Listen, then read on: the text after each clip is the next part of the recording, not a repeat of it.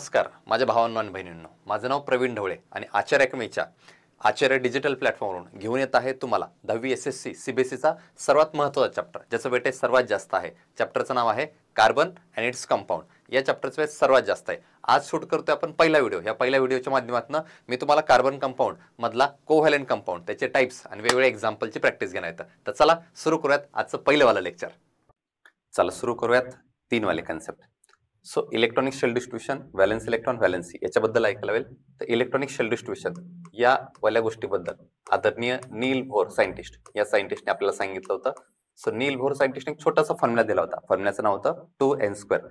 या फॉर्म्युल्यानुसार इलेक्ट्रॉन 2, 8, 18 आणि 32 हा वाला जो पॅटर्न होता, तर याच्यामध्ये n ची व्हॅल्यू, n म्हणजे नंबर ऑफ शेल म्हणजेच ऑर्बिट, n ची व्हॅल्यू 1 टाकली तर 2 × 1² 2. याच्यामध्ये 4 टाकून बघितलं, 4चा स्क्वेअर 16, 16 2 जा 32. सो असं 16 × 32 वगैरे होत आहे. तर हे इलेक्ट्रॉन एवढे बसतात असं आहे. पण ऍक्च्युअल पॅटर्न नुसार 2, 8, 8, 18, 18, 32, 32 हे असे इलेक्ट्रॉन बसवले जातात. आणि हेच आहेत बाळांनो आपल्या पिरियोडिक टेबल चॅप्टर मधल्या नंबर ऑफ पिरियड. सो पहिल्या पिरियड मध्ये एवढे एलिमेंट बसतात 2 आणि शेवटच्या पिरियड मध्ये एवढे एलिमेंट बसतात 32. सेम दुसऱ्या पिरियड मध्ये, तिसऱ्या पिरियड मध्ये, चौथ्या पिरियड मध्ये. हा वाला टॉपिक येण्यासाठी आपल्याला छान पिरियड टेबल मधले 30 एलिमेंट जर आपले लर्न असतील, पाठ असतील, त्याचा चांगला फायदा तुम्हाला होऊ शकतो. सो माझी इच्छा आहे की तुम्ही पिरियड टेबलचे 30 एलिमेंट जर चांगले पाठ करून ठेवले तर 11वी मध्ये 12वी मध्ये तुम्हाला छान मेहनत करता येईल. सो 30 एलिमेंट ट्राय करूयात आपण. Hydrogen, helium, lithium, beryllium, boron, carbon, nitrogen, oxygen, fluorine, neon, sodium, magnesium, aluminium, silicon, phosphorus, sulphur, chlorine, argon, potassium, calcium, scandium, titanium, फेरेडियम, chromium, manganese, iron, cobalt, nickel, copper, zinc असे 30 element जर माहित असतील तर या एलिमेंटचा atomic number तर लगेच कळला असेल की या एलिमेंटचा ॲटॉमिक नंबर किती आहे, 6 आहे. सो ॲटॉमिक नंबर 6 असलेले एलिमेंट कार्बन. सो कार्बन मध्ये 2,4 असं इलेक्ट्रॉनिक शेल डिस्ट्रीब्युशन करून मी 6 इलेक्ट्रॉन बसू शकतो. या 6 इलेक्ट्रॉनला आपण 2 मिनिटं पाहुणे म्हणूयात. फॉर एक्झाम्पल असं म्हणूयात की आपल्या घरी 6 पाहुणे आलेत आणि 6 पाहुण्यांना झोपण्याची सोय करायची आहे. तर आपल्या घरात जी कॅपॅसिटी आहे, तर पहिल्या घरात एवढे माणसं झोपू शकतात 2, दुसऱ्या घरात एवढे माणसं झोपू शकतात 8, तिसऱ्या घरात 8, 18 अँड सो ऑन. सो आपल्या घरी पाहुणे होते टोटल 6 पाहुणे. तर 6 पाहुण्यांची सोय पहिल्या घरात 2, दुसऱ्या घरात 4. तर चला आता हे व्हॅलेन्स इलेक्ट्रॉन, व्हॅलेन्सी वाला कन्सेप्ट शिकण्या अगोदर हा जो 4 इलेक्ट्रॉन येतात, या 4 इलेक्ट्रॉनलाच म्हणतात आपण व्हॅलेन्स इलेक्ट्रॉन. व्हॅलेन्स इलेक्ट्रॉनला मी शॉर्ट फॉर्म मध्ये म्हणेल व्ही इलेक्ट्रॉन. तर व्ही इलेक्ट्रॉन म्हणजे असे इलेक्ट्रॉन जे शेवटच्या शेलमध्ये प्रेझेंट असतात, त्यावाल्या इलेक्ट्रॉनला म्हणणार व्हॅलेन्स इलेक्ट्रॉन. तर यहाँ पे व्हॅलेन्स इलेक्ट्रॉन किती येतं, तर इथं व्हॅलेन्स इलेक्ट्रॉन आहेत आहेत आहेत आहेत इथं व्हॅलेन्स इलेक्ट्रॉन टोटल 4. आता व्हॅलेन्सी काय असतं, व्हॅलेन्सी वाला कन्सेप्ट मी इथं सांगू इच्छितो. ये इथं, ये इकडं, ये इकडं, ये इकडं, इकडं व्हॅलेन्सी. तर व्हॅलेन्सी काय असतं, व्हॅलेन्सी म्हणजे सिंपल सी गोष्ट, combining capacity of an element is known as valency, किंवा मी म्हणेल number of hydrogen atom which are attach to that metal element is known as valency. किंवा सिंपल तुला भाषेत समजेल असं सांगायचं झालं तर मी म्हणेल व्हॅलेन्सी म्हणजे एखादा ॲटम स्टेबल बनण्यासाठी, स्टेबल बनण्यासाठी, एखादा ॲटम स्टेबल बनण्यासाठी किती इलेक्ट्रॉन देतो किंवा घेतो, याला आपण म्हणूयात व्हॅलेन्सी. एखादा ॲटम स्टेबल बनण्यासाठी किती इलेक्ट्रॉन देतो, किती इलेक्ट्रॉन घेतो, याला आपण व्हॅलेन्सी म्हणूयात. स्टेबल बनण्यासाठी 2 कंडिशन्स होतात. एक कंडिशन आहे आपण काय कम्प्लीट करायला पाहिजे, ऑक्टेट कम्प्लीट करायला पाहिजे. ऑक्टेट म्हणजे 8 इलेक्ट्रॉन पाहिजेत इन लास्ट शेल. सो मी म्हणलं ऑक्टेट म्हणजे 8 इलेक्ट्रॉन. 8 इलेक्ट्रॉन कुठं पाहिजेत, लास्ट शेल. म्हणजे कोणत्याही शेलच्या जर शेवटच्या शेलमध्ये जर 8 इलेक्ट्रॉन असतील तर मी म्हणेल काय त्याचं कम्प्लीट आहे, ऑक्टेट कम्प्लीट आहे. दुसरी कंडिशन आहे डुप्लेट. सो डुप्लेट एक छान कन्सेप्ट बेटांनो, समजून घ्या. सो डुप्लेट म्हणजे 2 इलेक्ट्रॉन इन, मी म्हणेल फर्स्ट, आणि फर्स्ट शुड बी लास्ट. हा भारीवाला कन्सेप्ट आहे, समजून घे.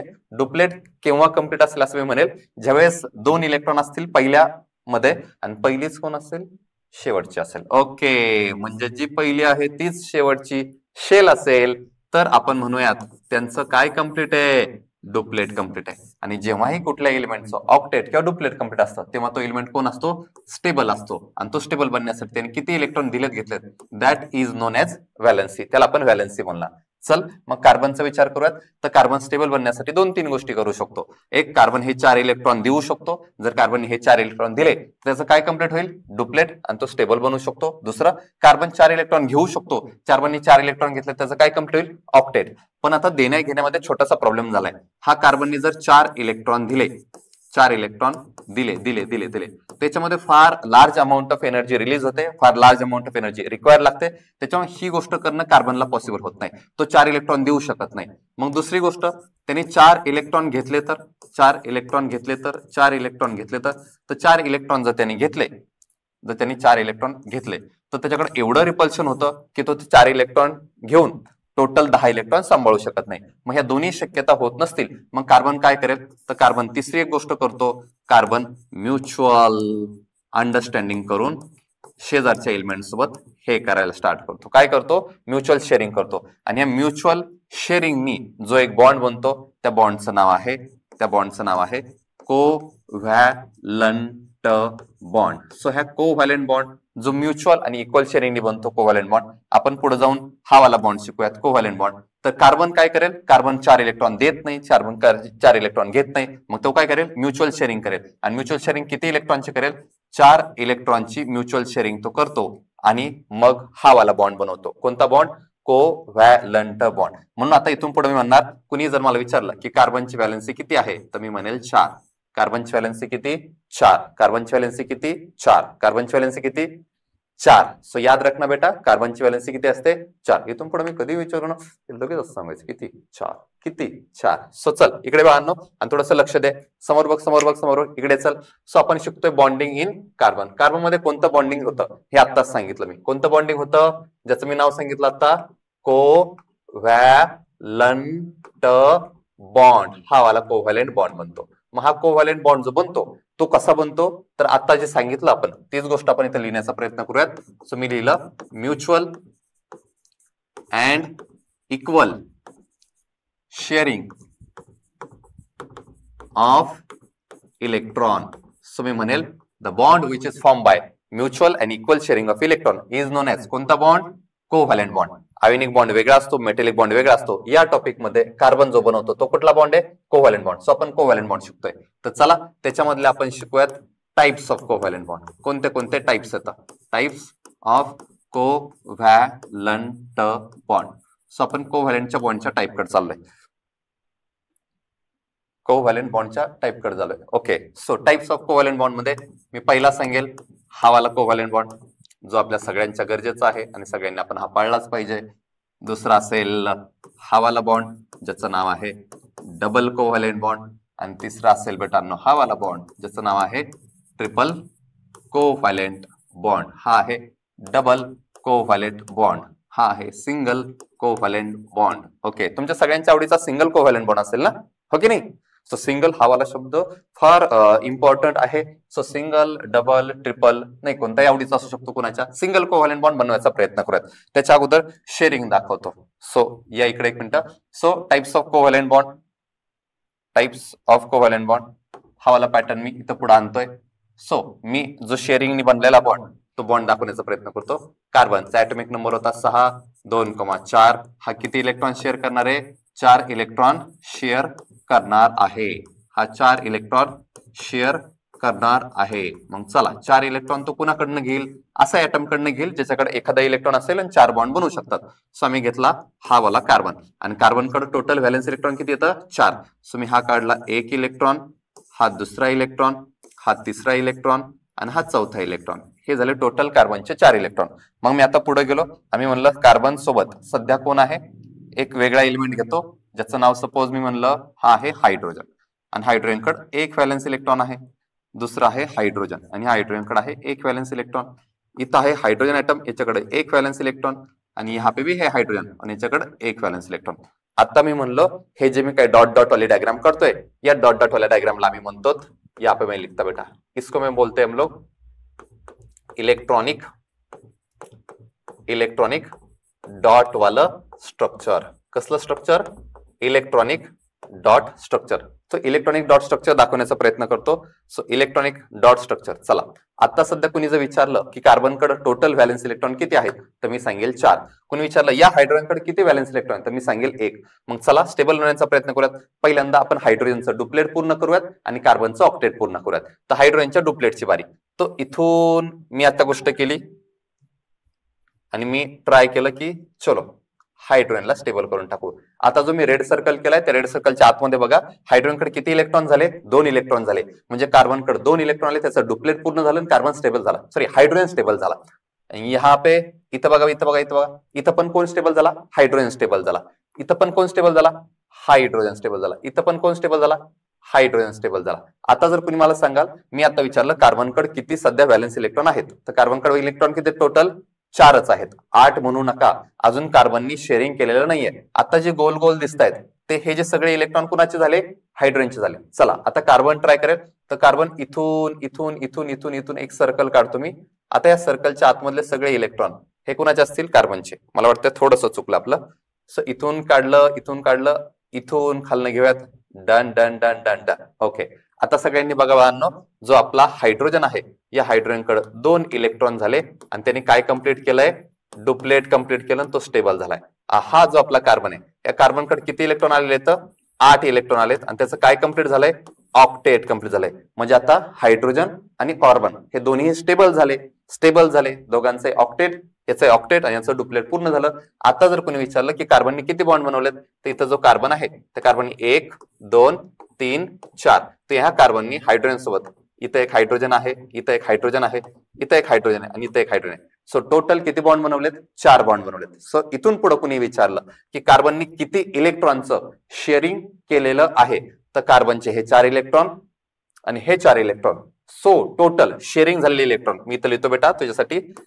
सो टोटल सुरुवातीला मी लिहितो बॉन्ड किती आहेत सांग. टोटल बॉन्ड किती, 1 2 3 4, हे येलो कलरने दिले. टोटल बॉन्ड किती येतं, 4. पण जर कुणी इलेक्ट्रॉन विचारलं तर टोटल शेअरिंग इलेक्ट्रॉन, किती इलेक्ट्रॉनचं शेअरिंग झालं, असे इलेक्ट्रॉन किती येतं. तर आताच मी सांगितलं दा, 1 बॉन्ड बनायला किती इलेक्ट्रॉन लागले, 2. किती इलेक्ट्रॉन लागले, 2. मग हे किती बॉन्ड येतं, 4. सो टोटल शेअरिंग वाले इलेक्ट्रॉन किती येतं, त्याच्या डबल वाला आकडा निघेल. किती, 8 इलेक्ट्रॉन आहेत. सो चल सेम अशीच गोष्ट आपण ट्राय करूयात.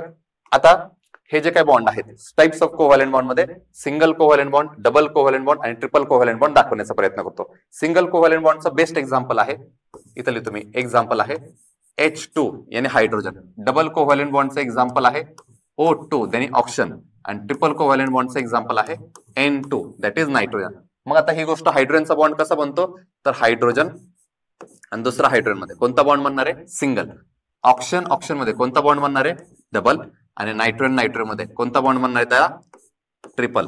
मग आता हाच बॉन्ड का बनतो, दुसरा बॉन्ड का बनत नाही, तर ही गोष्ट जर काढायची म्हणली तर या इकडे बेटा. हायड्रोजन मध्ये कोणता बॉन्ड आहे, सिंगल बॉन्ड. कसा, तर हायड्रोजन जो आहे त्याचा ऍटॉमिक नंबर किती, 1. त्याच्या घरी पाहुणे किती आले, 1. मग त्याने किती घेतले बेटा, इथं 1च. हे झालं त्याचं ESD यानी इलेक्ट्रॉनिक शेल डिस्ट्रीब्युशन. मग आता सांगा हायड्रोजनला स्टेबल होण्यासाठी किती इलेक्ट्रॉनची गरज आहे, 1 इलेक्ट्रॉनची गरज आहे. मग हा हायड्रोजन होता, हा त्याचा इलेक्ट्रॉन आहे बेटा. सो दुसरा एक हायड्रोजन घेतला मी आणि या दुसऱ्या हायड्रोजनचा हा एक इलेक्ट्रॉन. चलो मग ह्या दोन्ही हायड्रोजनला स्टेबल बनण्यासाठी काय कंप्लीट करावं लागेल, त्यांचं डुप्लेट कंप्लीट करावं लागेल. डुप्लेट म्हणजे 2 इलेक्ट्रॉन. मग हा कार्बन काय करेल, हा हायड्रोजन काय करेल, हा याच्या सोबतचा 1 इलेक्ट्रॉन शेअर करेल आणि हा याच्या सोबतचा 1 इलेक्ट्रॉन शेअर करेल. आता हे शेअर झाल्यानंतर इथं दिसत आहेत मध्ये किती बॉन्ड झाले तयार, मानो किती बॉन्ड तयार किंवा किती इलेक्ट्रॉन येतात, 2 इलेक्ट्रॉन. 2 इलेक्ट्रॉनच्या शेअरिंगनी कोणता बॉन्ड बनतो, 2 इलेक्ट्रॉनच्या शेअरिंगनी कोणता बॉन्ड बनतो, सिंगल. कोणता, सिंगल कोव्हॅलेंट बॉन्ड. सो हायड्रोजनचं जे स्ट्रक्चर बनलं त्याच्यामध्ये हायड्रोजन मध्ये सिंगल बॉन्ड बनलेला आहे ज्याला आपण बोलणार H2. जर कुणी विचारलं हायड्रोजन मध्ये कोणता बॉन्ड आहे तर मी म्हणेल सिंगल कोव्हॅलेंट बॉन्ड. आणि विचारलं किती इलेक्ट्रॉनचं शेअरिंग झालेलं आहे तर मी म्हणेल 2 इलेक्ट्रॉनचं शेअरिंग झालेलं आहे. सेम चला ऑप्शन कडे येऊयात. ऑप्शनचा ऍटॉमिक नंबर आहे 8. Electron distribution 2,6. म्हणजे त्याच्याकडे शेवटच्या शेलमध्ये किती इलेक्ट्रॉन येतात, 6. स्टेबल बनण्यासाठी त्याला किती इलेक्ट्रॉनची गरज आहे, 2 इलेक्ट्रॉनची गरज आहे. म्हणजे हा जास्तीत जास्त अजून किती इलेक्ट्रॉन घेऊ शकतो, 2. मग चला ऑप्शन सोबत 6 इलेक्ट्रॉन काढून ठेवूयात. हा घेतला मी ऑप्शन 1 2 3 4 5 6. सो एक ऑप्शन काढला आणि त्याचबरोबर 6 इलेक्ट्रॉन मी काढून ठेवलेत. आता दुसरा एक ऑप्शन घेतो मी. हा दुसरा ऑप्शन घेतला, हा मी घेतला दुसरा वाला ऑप्शन. हा ऑप्शन घेतला आणि ऑप्शन कडे 1 2 3 4 5 आणि 6. सो टोटल 6 इलेक्ट्रॉन या ऑप्शनचे. प्रत्येक ऑप्शनला स्टेबल बनण्यासाठी किती इलेक्ट्रॉनची गरज आहे, 2 इलेक्ट्रॉनची गरज आहे. मग आता चला ट्राय करूयात बाळांनो. आता काय करेल मी म्हणेल शेअरिंग स्टार्ट करते. चला या ऑप्शननी शेजारच्या ऑप्शनचे किती इलेक्ट्रॉन घेतले, 2 इलेक्ट्रॉन घेतले. आता लेफ्ट साइड वाला मी जो हा म्हणतोय हा ऑप्शन आहे, याच्याकडे 8 इलेक्ट्रॉन झाले, पण याच्याकडे अजून बी किती येतात? 6च इलेक्ट्रॉन येतात. मग हा स्टेबल बनण्यासाठी काय करेल? हा स्टेबल बनण्यासाठी याच्याकडचे बी 2 इलेक्ट्रॉन घेऊन जाईल. आता दोन्ही सर्कल जर तुम्ही व्यवस्थित ऑब्झर्व केले तर तुम्हाला कळेल या ऑप्शनकडे आणि या ऑप्शनकडे दोघांकडे पण किती 8 इलेक्ट्रॉन झालेले आहेत. आणि जर 8 इलेक्ट्रॉन झाले तर इकडे इकडे इकडे 8 इलेक्ट्रॉन जर झाले तर याचा अर्थ आहे दोन्ही ऑप्शन स्टेबल झाले. आणि ऑप्शन मध्ये कोणता बॉन्ड म्हणला? डबल बॉन्ड म्हणला, ज्यालाच आपण म्हणणार O2. जर कुणी विचारलं की इथं किती बॉन्ड येतं? 2. आणि यांनी विचारलं की किती इलेक्ट्रॉनचं शेअरिंग झालेलं आहे, तर उत्तर आहे 4. 4 इलेक्ट्रॉनचं शेअरिंग झालेलं आहे. पुढे यात नायट्रोजनचा ऍटॉमिक नंबर किती रे बेटा? 7. 2,5. व्हॅलेन्स इलेक्ट्रॉन किती येतं? 5. सो नायट्रोजनच्या शेजारी 1 2 3 4 5 मी व्हॅलेन्स इलेक्ट्रॉन काढून ठेवले. दुसरा मी नायट्रोजन घेतला, tick tick tick tick tick tick. दुसरा नायट्रोजन घेतला, 1 2 3 4 5. हे 5 कुठून आलं कळतंय का? मी नायट्रोजनचे व्हॅलेन्स इलेक्ट्रॉन घेतोय, नायट्रोजनचे व्हॅलेन्स इलेक्ट्रॉन येतं 5. मग हे 5 इलेक्ट्रॉन काढले मी आणि त्याच्या शेजारी काढल्यानंतर चला आता आपण सर्कल करूयात. या नायट्रोजनला स्टेबल बनण्यासाठी किती इलेक्ट्रॉनची गरज आहे बेटा? 3. मग याने शेजारचे 3 इलेक्ट्रॉन घेतले. टिचूक शेजारचे 3 इलेक्ट्रॉन घेतले. घेतले. आता या वाल्या नायट्रोजनकडे किती इलेक्ट्रॉन झाले? 8. याचं काय कम्प्लीट झालं? ऑक्टेट. शेजारचा काय करेल आता? शेजारचा पण याचे 3 इलेक्ट्रॉन शेअर करून घेईल आणि काय बनेल? ऑक्टेट स्वतःचा पूर्ण करेल. दोन्ही ऍटमचं ऑक्टेट पूर्ण झालं, दोन्ही ऍटम स्टेबल झाले. नायट्रोजननी शेजारच्या नायट्रोजन सोबत किती बॉन्ड बनवले? 1 2 3. सर तुम्हाला कसं काय कळलं 3 बॉन्ड बनले? अरे शौन्य इथं बघ ना, या दोन्ही 1 बॉन्ड बनला, या दोन्ही 1 बॉन्ड बनला, या दोन्ही 1 बॉन्ड बनला, असे टोटल 3. तर इथं किती? 1 2 3 4 5 6. कुणी विचारलं इथं बॉन्ड किती येतं? बॉन्ड किती येतं बेटांनो? किती बॉन्ड येतात?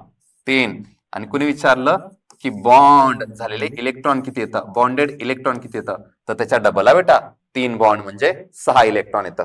सो सेम हा होता छोटासा टॉपिक, ज्याचं नाव होतं टाइप्स ऑफ कोव्हॅलेंट बॉन्ड. चला पुढे येत बाळांनो आणि ते सुरू करूयात.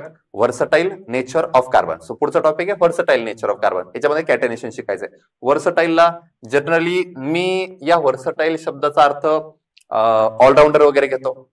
जोही तुला क्रिकेटर आवडत असेल, जो ऑलराऊंडर असेल, जो छान खेळत असेल, ज्याला बॅटिंग पण चांगली येते, मे बी फिल्डिंग पण चांगली येते आणि मे बी बॉलिंग पण चांगली, नाही बॅटिंग बॉलिंग फिल्डिंग सगळं मध्ये किपरिंग करायला सांगितलं तर चांगलं केव्हा होऊ शकतो. सो असा वाला एलिमेंट व्हर्सटाईल असावा. व्हर्सटाईल म्हणजे त्याला सगळ्यातल्या सगळ्या गोष्टी जमू शकतात असं वाला नेचर आहे आपल्या भावाचं, ज्याचं नाव आहे कोण?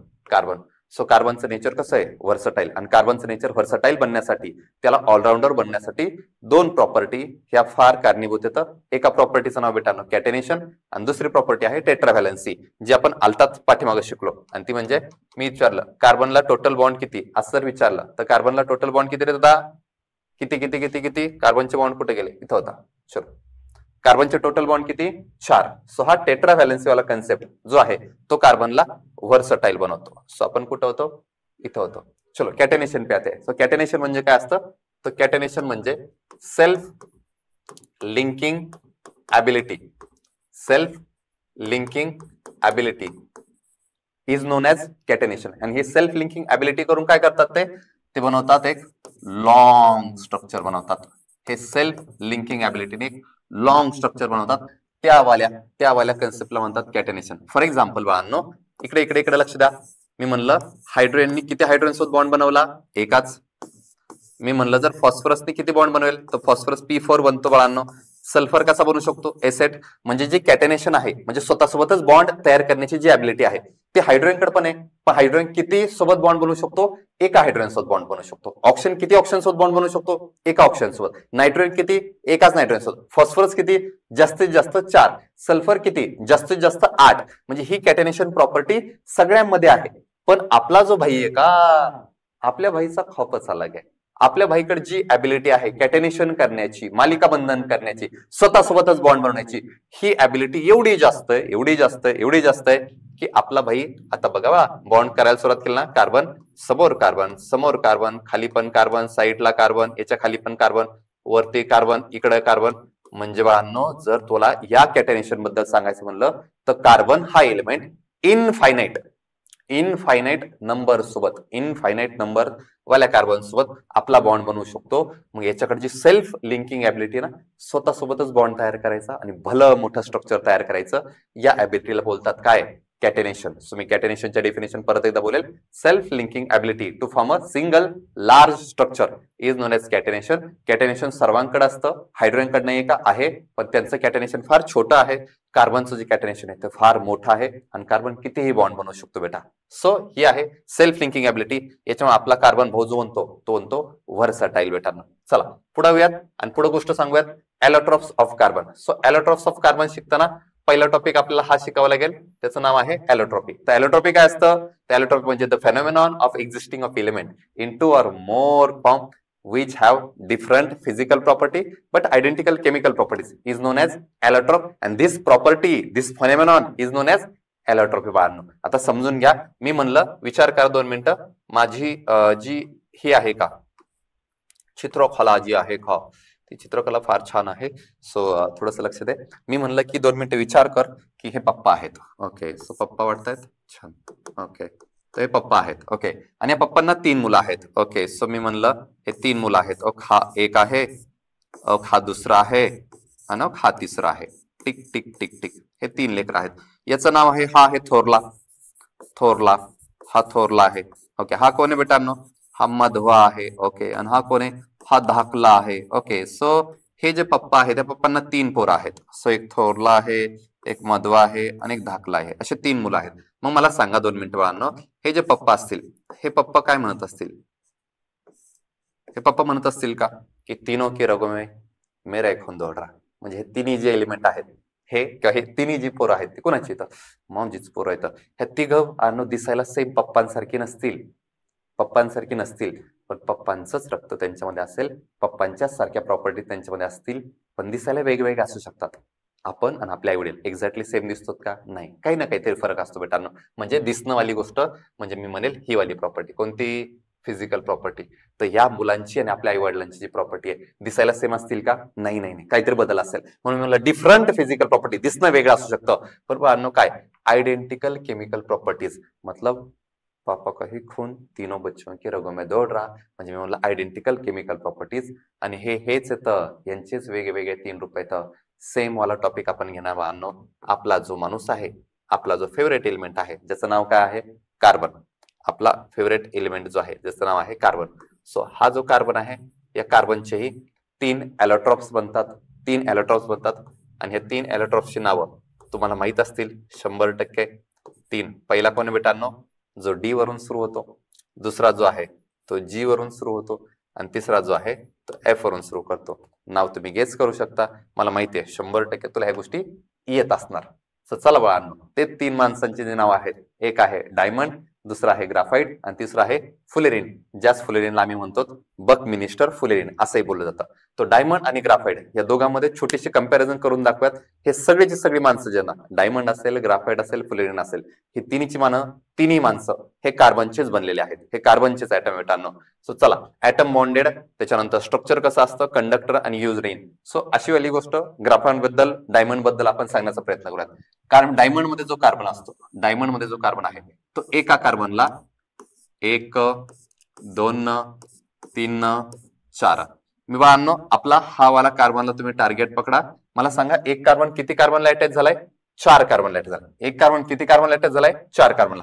कार्बनकडे व्हॅलेन्स इलेक्ट्रॉन किती होते? 1, 2, 3, 4. मतलब 4चे 4 व्हॅलेन्स इलेक्ट्रॉन वापरले गेले तर एक सिंगल कार्बन 4 कार्बनला अटॅच जातो. आणि हे जे काही स्ट्रक्चर जे डायमंडचं बनतं, ते डायमंडचं स्ट्रक्चर जे बनतं त्याला आपण म्हणतोय 3D स्ट्रक्चर. त्याचं जे स्ट्रक्चर बनतं त्याला आपण 3D स्ट्रक्चर म्हणतो. सो कंडक्टर, याच्यामधले सगळेच्या सगळे इलेक्ट्रॉन वापरले गेलेले आहेत. आता इलेक्ट्रॉन वापरण्यासाठी नाहीये, म्हणून हा बाळांनो जो कंडक्टर आहे तो आहे bad conductor of heat. So bad conductor आहे. सो डायमंड बॅड कंडक्टर आहे. आणि यूज रेन, हा जर ही वाली गोष्ट जर मी सांगायला लागलो तर बऱ्याचशा मुली रागवतील वगैरे की डायमंड कुठं वापरतात आम्हाला माहित नाही का? आम्हाला शिकवायला लागले. सॉरी बाळांनो. सो डायमंड कुठं वापरतात हे महाराष्ट्रातल्या हा व्हिडिओ पाहणाऱ्या सगळ्या लेकरांना माहित असणार, सगळ्या मुलींना माहित असणार, सगळ्या मुलांना पण माहित असणार. सो तर तुमची सगळ्यांची इच्छा म्हणून मी तुमचा रेट ठेवून जात होते. सो डायमंड तुमचा ज्वेलरीत पण वापरू शकता तुम्ही. या इकडे चला. सो ग्राफाइट मध्ये जाऊयात. ग्राफाइट मध्ये जो एक कार्बन असतो, एक कार्बन जो आहे तो ग्राफाइट मधला एक कार्बन ग्राफाइट मधला एक कार्बन हा जो आहे, सो ग्राफाइट मधला जो कार्बन आहे तो एक कार्बन टोटल एक किंवा नाही, चांगलं स्ट्रक्चर काढतो, 1 2 आणि 3. सो ग्राफाइट मध्ये जो कार्बन आहे त्याही कार्बन कडे टोटल 1 2 3 4 इलेक्ट्रॉन अवेलेबल आहेत. पण हा जो कार्बन आहे त्याच्यामध्ये एक कार्बन हा टोटल 3च कार्बनला अटॅच असतो, म्हणून याचं जे स्ट्रक्चर बनतं, इथं जसं 3D लिहिलंय बेटांनो, तसं इथं कोणतं स्ट्रक्चर बनतं, इथं 2D स्ट्रक्चर बनतं. कुणाचं? ग्राफाइटचं. हा जो आहे तो बॅड कंडक्टर इलेक्ट्रिसिटीचा. याच्यामध्ये बाळांनो एक इलेक्ट्रॉन अवेलेबल आहे, जो एक इलेक्ट्रॉन फ्री आहे, जो इलेक्ट्रॉन पळू शकतो, दुसऱ्याला पास देऊ शकतो. त्याच्यामध्ये this is good conductor of electricity. So graphite good conductor आहे. यूज रेंज कशामध्ये? तर बाळांनो सांगायचं झालं तर हा ल्युब्रिकंट म्हणून वापरला जातो, फ्रिक्शन कमी करण्यासाठी वगैरे. हा बकमिनिस्टर फुलिन याचा पॅटर्नच वेगळा आहे. बकमिनिस्टर फुलिन जो आहे याचं सगळ्यात बेस्ट स्ट्रक्चर जे आतापर्यंत पाहिलं गेलं आहे ते आहे बाळांनो C60. म्हणजे याच्यामध्ये बाळांनो एक कार्बन आहे जो कार्बन हेक्सागोन आणि पेंटागोनच्या फॉर्म मध्ये अरेंज करून एक स्ट्रक्चर बनलेला आहे. आणि याच्यामध्ये टोटल ओके, इथं दिसत नसतील तर इथं जो कोपरा आहे याच्यामध्ये एक कार्बन अशा टोटल कार्बन किती येतो बेटांनो? टोटल कार्बन किती येतं? 60. सो बकमिनिस्टर फुलेरिन हा जो सगळ्यात फेमस वाला जो बकमिनिस्टर फुले आहे तो आहे C60 वाला फुलेरिन. आणि याचा जो वापर आहे त्याचा वापर आपण ह्याच्यामध्ये करतो, मला वाटतं tick tick tick tick tick tick कशामध्ये बकमिनिस्टर फुलेरिन मला वाटतं हा सुपर कंडक्टर मध्ये वापरला जातो. सुपर कंडक्टर्स मध्ये हा यूज केला जातो. ओके, याच्यामध्ये एक कार्बन 3 कार्बन लाइटेज असतो. याच्याबद्दल जास्त गोष्टी नाही विचारत बाळांनो. सो पुढे आलो लास्ट वन. आणि चला आज जो मी थोडीफार गोष्टी तुम्हाला शिकवण्याचा प्रयत्न केला त्याच्यामधला छोटासा होमवर्क फॉर बेटांनो. तो क्वेश्चन लिहिलाय बाळांनो इथं. सो मेरा छोटासा क्वेश्चन है आपके लिए. Draw the electronic dot structure of following. So पहिलेला आहे CH4, दुसऱ्याला NH3, H2O, CO2, H2S. हे तुम्ही ट्राय करू शकता. प्रत्येक ऍटम घ्या, प्रत्येक ऍटम शेजारी इलेक्ट्रॉन द्या, डॉट वगैरे घ्या, शेजारचा ऍटम घ्या आणि त्याच्यामध्ये प्रत्येकाला स्टेबल बनवण्याचा प्रयत्न करा. आणि पहा मिथेन मध्ये, अमोनियामध्ये, वॉटरमध्ये, कार्बन डायऑक्साइड मध्ये आणि हायड्रोजन सल्फाइड मध्ये कुठल्या टाईपचं बॉन्डिंग बनतं. हा होमवर्क तुम्ही करावा. तुम्हाला तुमच्या करिअरसाठी फार फार शुभेच्छा. आपण इथं थांबूया. धन्यवाद. थँक्यू.